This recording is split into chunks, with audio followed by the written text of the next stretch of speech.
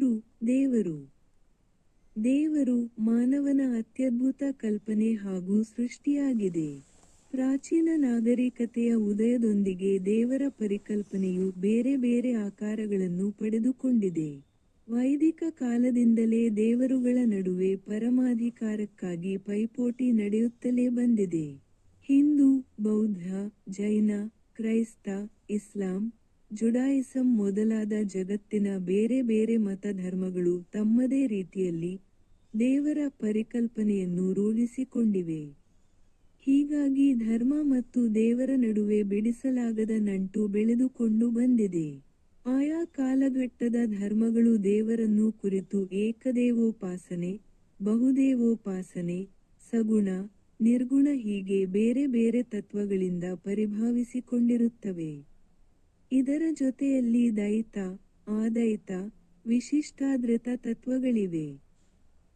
ಜನಪದರು ಪರಂಪರಾಗತವಾಗಿ ಬೆಳೆದು ಬಂದಿರುವ ಸಂಪ್ರದಾಯ, ಆಚರಣೆ, ವಿಧಿವಿಧಾನ, ಧಾರ್ಮಿಕ ನಂಬಿಕೆ, ದೈವತ್ವದ ಆರಾಧನೆಗಳನ್ನು ರೂಢಿಸಿಕೊಂಡು ಬಂದಿರುತ್ತಾರೆ. ದೈವದ ಆರಾಧನೆಯು ಜನಪದರ ಬಹುಮುಖ್ಯ ಆಚರಣೆಯಾಗಿರುತ್ತದೆ. ಇದಕ್ಕೆ ಸಂಬಂಧಿಸಿದಂತೆ ತ್ರಿಪದಿಗಳು, ಹಾಡುಗಳು, ಲಾವಣಿಗಳು, ಗೀಗಿ ಪದಗಳು, ಕತೆಗಳು, ಕಾವ್ಯಗಳು, ಮಹಾಕಾವ್ಯಗಳು ಹುಟ್ಟಿಕೊಂಡಿವೆ. ಈ ಹಿನ್ನೆಲೆಯಲ್ಲಿ ಮಂಟೇಸ್ವಾಮಿ ಕಾವ್ಯ, ಮಲೆ ಮಾದೇಶ್ವರ ಕಾವ್ಯ, ಜುಂಜಪ್ಪನ ಕಾವ್ಯ, ಮೈಲಾರಲಿಂಗನ ಕಾವ್ಯಗಳು ದೈವದ ಆರಾಧನೆಯಿಂದಲೇ ಹುಟ್ಟಿಕೊಂಡಿವೆ. ಇವುಗಳ ಜೊತೆಯಲ್ಲಿ ಜನಪದ ರಾಮಾಯಣ ಹಾಗೂ ಜನಪದ ಮಹಾಭಾರತದಂತಹ ಆದಿಮ ಕಾವ್ಯಗಳಿವೆ. ಎಲ್ಲ ಸಾಹಿತ್ಯಕ್ಕೂ ಮೂಲವಾಗಿರುವ ಜಾನಪದವು ದೇವರನ್ನು ಬಹಳ ವಿಸ್ತಾರವಾದ ನೆಲೆಯಲ್ಲಿ ನೋಡಿದೆ. ಹಾಗೆಯೇ ಶಿಷ್ಟ ಸಾಹಿತ್ಯದ ಪ್ರಕಾರಗಳು ದೇವರ ಪರಿಕಲ್ಪನೆಯನ್ನು ಭಿನ್ನವಾಗಿಯೇ ಬಳಸಿಕೊಂಡಿವೆ. ವೈಚಾರಿಕ ಚಿಂತಕರು ಇದರ ಬಗ್ಗೆ ಸಾಕಷ್ಟು ಜಿಜ್ಞಾಸೆಯನ್ನು ನಡೆಸಿದ್ದಾರೆ.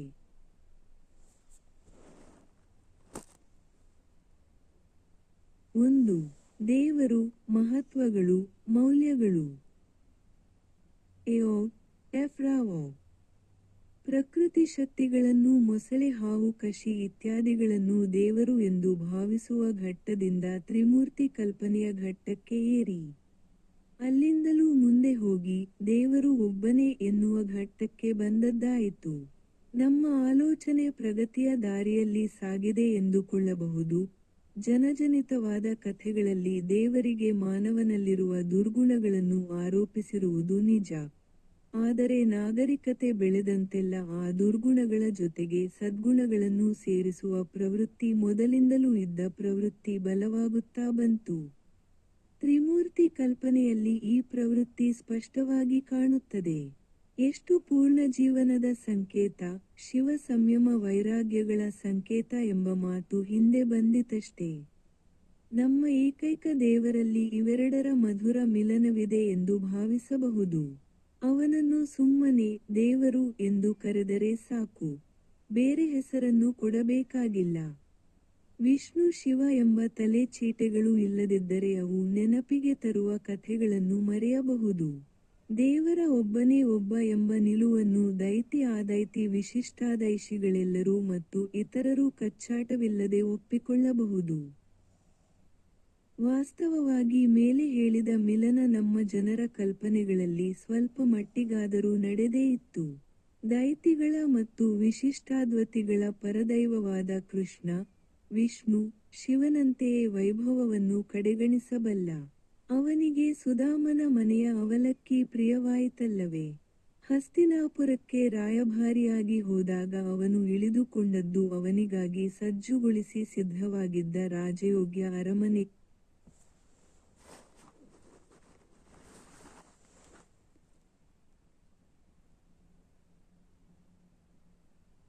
ವಿಶಿಷ್ಟಾದೈಷಿಗಳೆಲ್ಲರೂ ಮತ್ತು ಇತರರೂ ಕಚ್ಚಾಟವಿಲ್ಲದೆ ಒಪ್ಪಿಕೊಳ್ಳಬಹುದು. ವಾಸ್ತವವಾಗಿ ಮೇಲೆ ಹೇಳಿದ ಮಿಲನ ನಮ್ಮ ಜನರ ಕಲ್ಪನೆಗಳಲ್ಲಿ ಸ್ವಲ್ಪ ಮಟ್ಟಿಗಾದರೂ ನಡೆದೇ ಇತ್ತು. ದೈತಿಗಳ ಮತ್ತು ವಿಶಿಷ್ಟಾದ್ವೈತಿಗಳ ಪರದೈವವಾದ ಕೃಷ್ಣ, ವಿಷ್ಣು, ಶಿವನಂತೆಯೇ ವೈಭವವನ್ನು ಕಡೆಗಣಿಸಬಲ್ಲ. ಅವನಿಗೆ ಸುದಾಮನ ಮನೆಯ ಅವಲಕ್ಕಿ ಪ್ರಿಯವಾಯಿತಲ್ಲವೇ? ಹಸ್ತಿನಾಪುರಕ್ಕೆ ರಾಯಭಾರಿಯಾಗಿ ಹೋದಾಗ ಅವನು ಇಳಿದುಕೊಂಡದ್ದು ಅವನಿಗಾಗಿ ಸಜ್ಜುಗೊಳಿಸಿ ಸಿದ್ಧವಾಗಿದ್ದ ರಾಜಯೋಗ್ಯ ಅರಮನೆಯಲ್ಲಲ್ಲ, ವಿದುರನ ಮನೆಯಲ್ಲಿ. ನರ ಅರ್ಜುನ ರಥದಲ್ಲಿ ಕುಳಿತಿದ್ದಾಗ ನಾರಾಯಣ ಕೃಷ್ಣ ರಥ ನಡೆಸುವ ಕೆಲಸವನ್ನು ವಹಿಸಿಕೊಂಡ. ತನಗೆ ಯಾವುದೇ ಫಲ ಬೇಡದಿದ್ದರೂ ದುಡಿಯುವವನು. ಗೀತಾಚಾರ್ಯ ಕೃಷ್ಣ. ಅತ್ತ ಶಿವ ಎಲ್ಲ ಐಶ್ವರ್ಯಕ್ಕೂ ಅಧಿಪತಿ. ಏಕೈಶ್ವರ್ಯೇ ಸ್ಥಿತ. ಅವನು ಐಶ್ವರ್ಯಕ್ಕೆ ಅಂಟಿಕೊಳ್ಳದೆ ಇರಬಲ್ಲನೇ ಹೊರತು ಐಶ್ವರ್ಯವಿಲ್ಲದವನಲ್ಲ. ಯತಿಗಳನ್ನು ಮೀರಿಸುವ ವೈರಾಗ್ಯದಿಂದ ಇರಬಲ್ಲನೇ ಹೊರತು ರಾಗವನ್ನು ಸವಿಯದವನಲ್ಲ. ಅವನು ಅರ್ಧನಾರೀಶ್ವರ. ಏಕೈಕ ದೇವರಲ್ಲಿ ಇವೆರಡು ತತ್ವಗಳ ಪ್ರವೃತ್ತಿನಿವೃತ್ತಿಗಳ, ಭೋಗ ಸಂಯಮಗಳ, ರಾಗವಿರಾಗಗಳ, ಐಶ್ವರ್ಯ ನಿರ್ಲಿಪ್ತತೆಗಳ ಮಿಲನವನ್ನು ಗುರುತಿಸುವ ಘಟ್ಟಕ್ಕೆ ಬಂದರೆ ನಾವು ಪುರಾಣ ಪುಣ್ಯಕಥೆಗಳನ್ನು ದೈವಶಾಸ್ತ್ರವನ್ನು ಒತ್ತಟ್ಟಿಗಿಟ್ಟು ತತ್ವಶಾಸ್ತ್ರದ ಕಡೆಗೆ, ಅಂದರೆ ಸತ್ಯಾನ್ವೇಷಣೆಯ ಕಡೆಗೆ ಹೆಜ್ಜೆ ಇಟ್ಟಂತಾಗುತ್ತದೆ. ಮಹತ್ವ ಸಂಬಂಧಿ ಮತ್ತು ಮೌಲ್ಯ ಸಂಬಂಧಿ ಗುಣಗಳು. ದೇವರಿಗೆ ಆರೋಪಿಸಿದ ಮಾನವೀಯ ಕುಂದುಕೊರತೆಗಳ ಪಟ್ಟಿ ಮಾಡಿದೆವಷ್ಟೇ. ಈಗ ಅವನ ದೊಡ್ಡ ಗುಣಗಳ ಕಡೆಗೆ ತಿರುಗೋಣ. ಈ ಗುಣಗಳು ಎರಡು ಬಗೆಯವಾಗಬಹುದು. ಮೊದಲ ಗುಂಪಿನವು ದೇವರು ಸರ್ವಶಕ್ತ, ಸರ್ವಜ್ಞ, ಸರ್ವಾಂತರ್ಯಾಮಿ. ಇವು ದೇವರ ಶಕ್ತಿ ಸಾಮರ್ಥ್ಯಗಳನ್ನು ಮಹತ್ವವನ್ನು ಒತ್ತಿ ಹೇಳುತ್ತವೆ. ಈ ಗುಣಗಳಿಂದ ಅವು ಇರುವುದಾದರೆ ಪ್ರಪಂಚಕ್ಕೆ ಪ್ರಯೋಜನವಾದರೂ ಆಗಬಹುದು, ಆಗದಿರಲೂಬಹುದು. ಅದು ದೇವರು ಈ ಗುಣಗಳನ್ನು ಬಳಸುತ್ತಾನೆಯೇ, ಬಳಸಿದರೆ ಹೇಗೆ ಬಳಸುತ್ತಾನೆ ಎಂಬುದನ್ನು ಅವಲಂಬಿಸುತ್ತದೆ.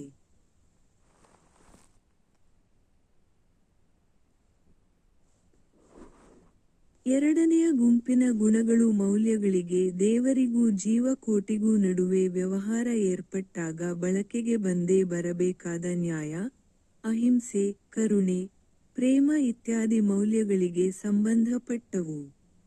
ನಮ್ಮ ದೃಷ್ಟಿಯಿಂದ ಈ ಗುಣಗಳಿಗೆ ಪ್ರಾಮುಖ್ಯ ಹೆಚ್ಚು. ದೈವಶಾಸ್ತ್ರಜ್ಞರು ದೇವರ ಮಹತ್ವದ ಹೊಗಳಿಕೆಯಲ್ಲಿ ಓಲಾಡಬಹುದು. ಜನಸಾಮಾನ್ಯ ಅವನಿಂದ ಬಯಸುವುದು ಸಹಾಯವನ್ನು, ಸಹಾನುಭೂತಿಯನ್ನು. ನಮಗೆ ನೆರವು, ಸಹಾನುಭೂತಿಗಳು ಬೇಕು. ನಮ್ಮ, ಅಂದರೆ ಜೀವಕೋಟಿಯ, ಸುತ್ತ ಇರುವ ಪ್ರಕೃತಿಗೆ ನಮ್ಮ ವಿಷಯದಲ್ಲಿ ಯಾವ ಆಸಕ್ತಿಯೂ ಇಲ್ಲ, ಪ್ರೀತಿಯೂ ಇಲ್ಲ, ದ್ವೇಷವೂ ಇಲ್ಲ. ಚಳಿಗಾಲದ ಸುಖೋಷ್ಣ ಬಿಸಿಲು ಬರುವುದು ನಮ್ಮ ಮೇಲಿನ ಪ್ರೀತಿಯಿಂದಲ್ಲ. ಬಿಸಿಲಿನ ಶಾಖ ಕೊಡುವುದು ಸೂರ್ಯನಿಗೆ ಸಹಜವಾದ್ದರಿಂದ, ಅದು ಅವನ ಧರ್ಮವಾದ್ದರಿಂದ. ಭೂಕಂಪವಾಗುವುದು ಪ್ರಕೃತಿ ನಮ್ಮ ಮೇಲೆ ರೇಗಿರುವುದರಿಂದಲ್ಲ. ಕೆಲವು ಸಂದರ್ಭಗಳಲ್ಲಿ ಹಾಗಾಗುವುದು ಪ್ರಕೃತಿ ನಿಯಮವಾದ್ದರಿಂದ. ಪ್ರಕೃತಿ ತನ್ನ ನಿಯಮಗಳಿಗೆ ಅನುಸಾರವಾಗಿ ನಡೆಯುತ್ತದೆ. ನಮ್ಮ ಹಿತ ಅಹಿತಗಳನ್ನು ಗಣನೆಗೆ ತೆಗೆದುಕೊಳ್ಳುವುದಿಲ್ಲ. ನ್ಯಾಯ, ಕರುಣೆ ಇತ್ಯಾದಿಗಳು ಬೇಕಾದರೆ ನಾವು ಬೇರೆ ಯಾರಾದರೊಬ್ಬರ ಬಳಿಗೆ ಹೋಗಬೇಕು. ಆದ್ದರಿಂದಲೇ ನಾವು ದೇವರನ್ನು ಕಲ್ಪಿಸಿಕೊಳ್ಳುತ್ತೇವೆ. ಅಂದಮೇಲೆ ನಮ್ಮ ದೃಷ್ಟಿಯಲ್ಲಿ ಅವನ ಮಹತ್ವಗಳಿಗಿಂತ ಮೌಲ್ಯ ಸಂಬಂಧಿ ಗುಣಗಳೇ ಮುಖ್ಯ. ಆದರೆ ಮೌಲ್ಯಗಳನ್ನು ಬದುಕಿನಲ್ಲಿ ಬಳಸಬೇಕಾದರೆ ಸಾಮರ್ಥ್ಯ ಬೇಕು. ಆದ್ದರಿಂದ ಮೊದಲ ವರ್ಗದ ಗುಣಗಳಿಗೂ ಬೆಲೆಯುಂಟು. ದೇವರನ್ನು ಕುರಿತಂತೆ ನಮ್ಮ ಮನಸ್ಸಿನಲ್ಲಿ ಹುಟ್ಟುವ ಭಾವನೆಗಳು ಇವೆರಡು ವರ್ಗದ ಗುಣಗಳಿಗೂ ಉದಾ. ದೈವಭಯ, ಶಕ್ತಿ ಸಾಮರ್ಥ್ಯಗಳಿಗೆ ಸಂಬಂಧಪಟ್ಟದ್ದು. ಭಕ್ತಿಪ್ರೇಮಗಳಾದರೂ ಮೌಲ್ಯಗಳಿಗೆ ಸಂಬಂಧಪಟ್ಟವು. ಇದು ಸ್ಥೂಲವಾದ ವಿಶ್ಲೇಷಣೆ. ಭಕ್ತಿಯಲ್ಲಿ ಭಯದ ಅಂಶ ಸೇರಿರುವುದು ಸಾಧ್ಯ. ಸಂಬಂಧಪಟ್ಟಿವೆ. ಮಹತ್ವ ಸಂಬಂಧಿ ಗುಣಗಳು. ದೇವರು ಇದ್ದರೆ ಸರ್ವಾಂತರ್ಯಾಮಿ ಎಂದು ಒಪ್ಪೋಣ. ಆದರೆ ಉಳಿದ ಎರಡು ಮಹತ್ವ ಸಂಬಂಧಿ, ಸರ್ವಜ್ಞತೆ, ಸರ್ವಶಕ್ತತೆ, ಒಂದಕ್ಕೊಂದು ಅಡ್ಡಿಯಾಗದೆ ಏಕಕಾಲದಲ್ಲಿ ಒಬ್ಬನೇ ವ್ಯಕ್ತಿಯಲ್ಲಿ ಒಟ್ಟಿಗೆ ಇರಬಲ್ಲನೆ? ದೇವರು ಸರ್ವಜ್ಞನಾಗಿರುವುದರ ಜೊತೆಗೆ ಸರ್ವಶಕ್ತನೂ ಆಗಿರಬಲ್ಲನೆ? ಸರ್ವ ಎಂಬ ಪದದಲ್ಲಿ ಕಾಲವನ್ನು ಕುರಿತಂತೆ ಹಿಂದಿನದು, ಭೂತಕಾಲ, ಇಂದಿನದು, ವರ್ತಮಾನ ಕಾಲ, ಮುಂದಿನದು, ಭವಿಷ್ಯಕಾಲ ಇವೆಲ್ಲವೂ ಸೇರಬೇಕಷ್ಟೇ. ದೇವರು ಸರ್ವಜ್ಞನಾದರೆ ಮುಂದೆ ಇಂಥ ಘಟನೆ ನಡೆಯುತ್ತದೆ, ಅದು ನಡೆದೇ ನಡೆಯುತ್ತದೆ. ಯಾರೂ ಅದನ್ನು ತಡೆಯಲಾರರು, ಬದಲಾಯಿಸಲಾರರು. ತಪ್ಪಿಸಲಾರರು ಎಂಬ ನಿಶ್ಚಿತ ಜ್ಞಾನ ಅವನಲ್ಲಿ ಇರಬೇಕು. ಬದಲಾಯಿಸುವುದೋ ತಪ್ಪಿಸುವುದೋ ಸಾಧ್ಯವಾದರೆ ದೇವರಿಗೆ ಭವಿಷ್ಯ ಗೊತ್ತಿರುವುದು ಸಾಧ್ಯವಲ್ಲ, ಏಕೆಂದರೆ ಅದು ಅನಿಶ್ಚಿತ. ಭವಿಷ್ಯ ಗೊತ್ತಿಲ್ಲ ಅಂದಮೇಲೆ ಅವನು ಸರ್ವಜ್ಞನಲ್ಲ. ಒಂದು ಉದಾಹರಣೆ ತೆಗೆದುಕೊಳ್ಳೋಣ. 1986ರಲ್ಲಿ ಹ್ಯಾಲಿ ಧೂಮಕೇತು ಹ್ಯಾಲಿಸ್ ಕಾಮೆಟ್ ಭೂಮಿಯ ಹತ್ತಿರಕ್ಕೆ ಬಂದಿತ್ತಷ್ಟೇ. ದೇವರಿಗೆ ಅವನು ಸರ್ವಜ್ಞನಾದರೆ ಅದರ ಬರುವಿಕೆ ಗೊತ್ತೇ ಇದ್ದಿರಬೇಕು. ಹೀಗಿರುವಾಗ ಅದು ಬರದೇ ಹೋಗಿದ್ದರೆ ಅವನು ಸರ್ವಜ್ಞ ಎಂಬ ಮಾತು ಸುಳ್ಳಾಗುತ್ತಿತ್ತು. ಅದು ಬಂದೇ ತೀರಬೇಕು. ಬರುವಿಕೆಯನ್ನು ತಪ್ಪಿಸುವ ಶಕ್ತಿ ಯಾರಿಗೂ ಇರಬಾರದು, ಸ್ವತಃ ದೇವರಿಗೂ ಇರಬಾರದು. ಆದರೆ ಆ ಶಕ್ತಿ ಇಲ್ಲದಿದ್ದರೆ ದೇವರು ಸರ್ವಶಕ್ತ ಎಂಬ ಮಾತು ಸುಳ್ಳಾಗುತ್ತದೆ. ನಿಮ್ಮ ವಾದ ಸರಿಯಲ್ಲ. ದೇವರಿಗೆ ಧೂಮಕೇತು ಬರದಂತೆ ತಡೆಯುವ ಶಕ್ತಿಯಿದೆ, ಆದರೆ ತಡೆಯುವ ಇಚ್ಛೆಯಿಲ್ಲ ಎಂದು ನನ್ನ ಸ್ನೇಹಿತರೊಬ್ಬರು ಆಕ್ಷೇಪಣೆ ಎತ್ತಿದರು. ಅದು ಸಮಂಜಸವಲ್ಲ. ದೇವರಿಗೆ ತಡೆಯುವ ಇಚ್ಛೆಯಿಲ್ಲ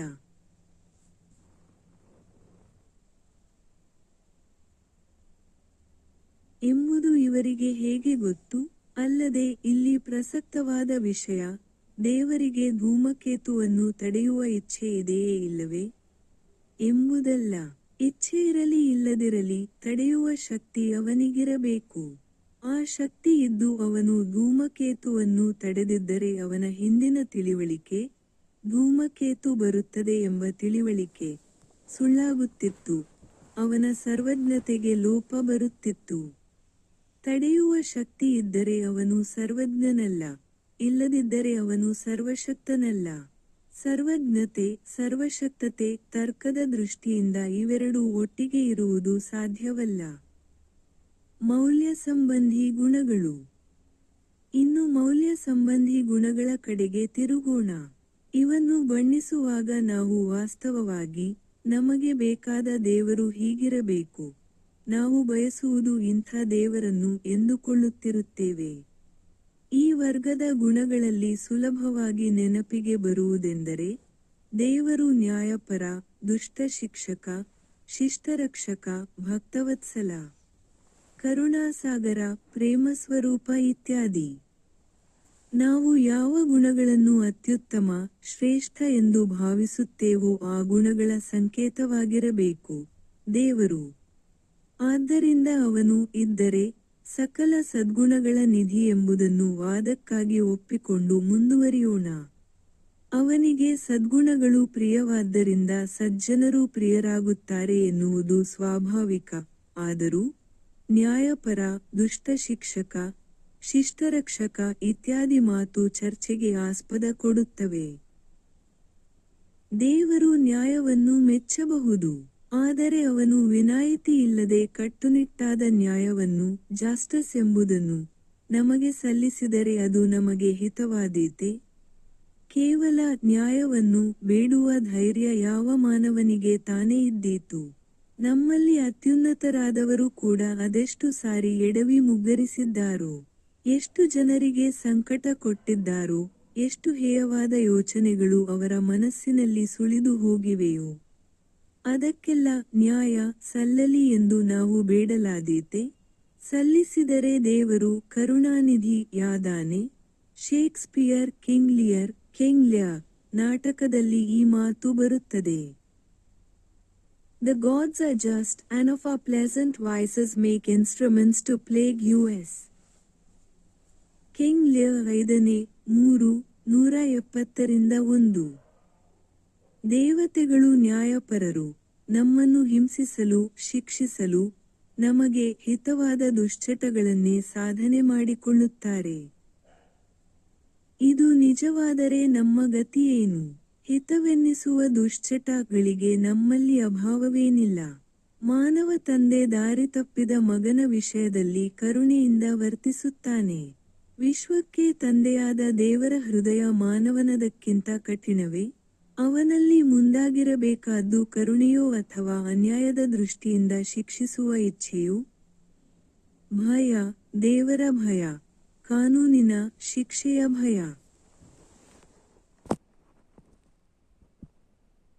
ದೇವರು ದುಷ್ಟರನ್ನು ಶಿಕ್ಷಿಸುತ್ತಾನೆ ಎಂಬ ಭಯವಿದ್ದರೆ ನಾವು ಎಚ್ಚರಿಕೆಯಿಂದ ನಡೆದುಕೊಳ್ಳುತ್ತೇವೆ ಎಂದು ವಾದಿಸಬಹುದು. ಇಂಗ್ಲಿಶಿನಲ್ಲಿ ಗಾಡ್ ಫಿಯರಿಂಗ್ ಮ್ಯಾನ್, ದೇವರಿಗೆ ಹೆದರುವ ಮನುಷ್ಯ ಎಂಬುದು ಹೊಗಳಿಕೆಯ ಮಾತು. ಬೈಬಲ್ನ ಹಳೆಯ ಒಡಂಬಡಿಕೆಯ ಓಲ್ಡ್ ಟೆಸ್ಟಮೆಂಟ್ ಪ್ರಕಾರ, ಪ್ರಪಂಚದಲ್ಲಿ ಪಾಪ ಹೆಚ್ಚಿದಾಗ ದೇವರು ಮಹಾ ಜಲಪ್ರಳಯವನ್ನು ಬರಮಾಡಿ ಇಡೀ ಪ್ರಪಂಚವನ್ನು, ನೋವ ಮತ್ತು ಅವನ ಜೊತೆಯಲ್ಲಿದ್ದ ಪ್ರಾಣಿಗಳ ಹಿಂಡುವಿನ ನಾಶಮಾಡಿದ. ಅನಂತರ ಮತ್ತೆ ಬೆಳೆದ ಪ್ರಪಂಚದಲ್ಲಿ ಪಾಪ ಮರುಕಳಿಸಿದಾಗ ಪಾಪಿಷ್ಠ ನಗರಗಳನ್ನು ಭಸ್ಮ ಮಾಡಿದ, ಈಜಿಪ್ಟಿನ ಮೇಲೆ ಭಯಂಕರ ಪ್ಲೇಗುಗಳನ್ನು ತಂದುಹಾಕಿದ. ಇಂಥ ಕಥೆಗಳು ದೈವಭಯವನ್ನು ಪ್ರಚೋದಿಸುತ್ತವೆ. ಭಯದ ಪ್ರಶ್ನೆ ಜಟಿಲವಾದದ್ದು.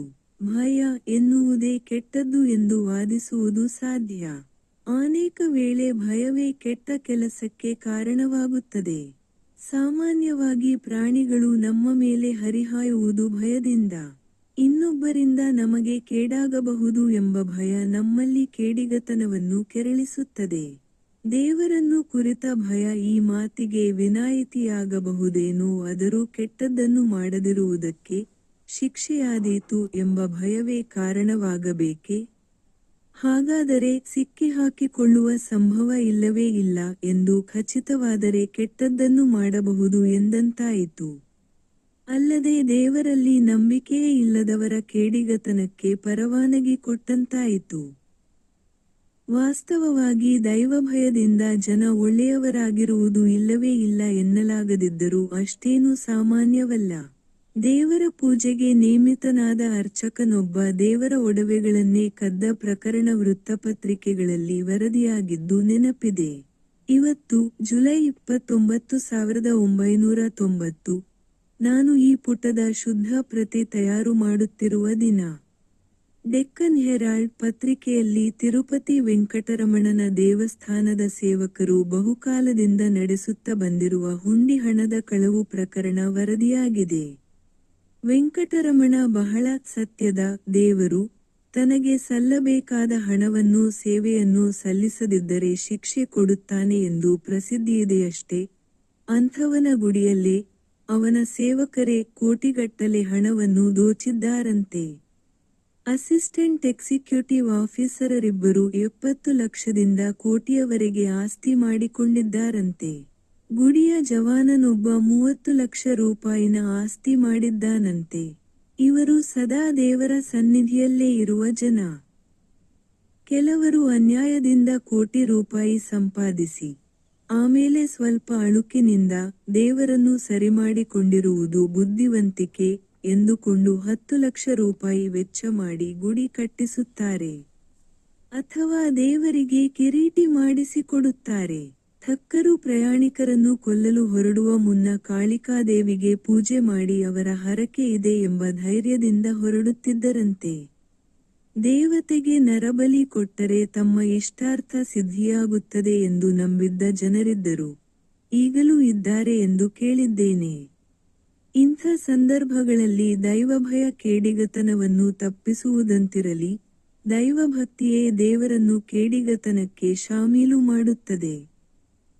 ದೇವರ ಭಯದಿಂದ ಕೆಲವರಾದರೂ ಜನ ಒಳ್ಳೆಯವರಾದರೆ ಅದನ್ನು ಸ್ವಾಗತಿಸೋಣ.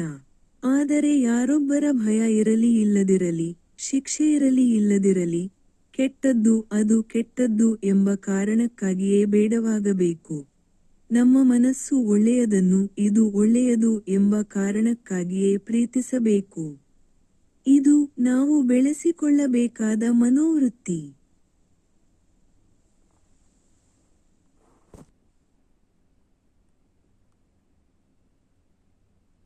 ಲೋಕದಲ್ಲಿ ಭಯ ಇರಲೇಕೂಡದು ಎನ್ನುವಂತಿಲ್ಲ.